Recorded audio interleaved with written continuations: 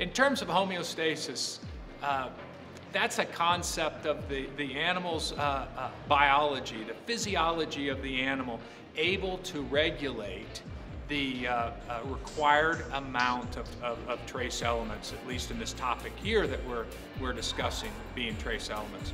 And so some of the homeostatic mechanisms are very sensitive, particularly for those trace elements that could be toxic, such as selenium and copper.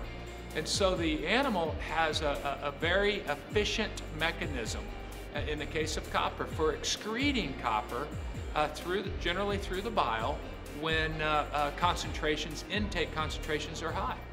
But in the other end of the spectrum, when intakes are quite low, if they're on a very marginal copper diet, then the efficiency of copper absorption increases dramatically.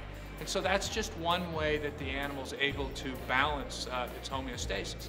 When you think about trace elements that are much lesser toxic, like zinc and manganese, those animals are able to consume much higher levels of these elements without running into toxicity issues. And so the sensitivity in these homeostatic mechanisms are probably not as great.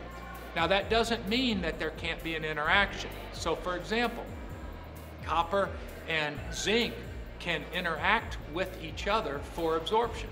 Both of them are tied to metallothionein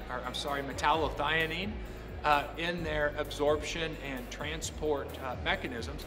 And metallothionein is much more sensitive to copper than it is zinc.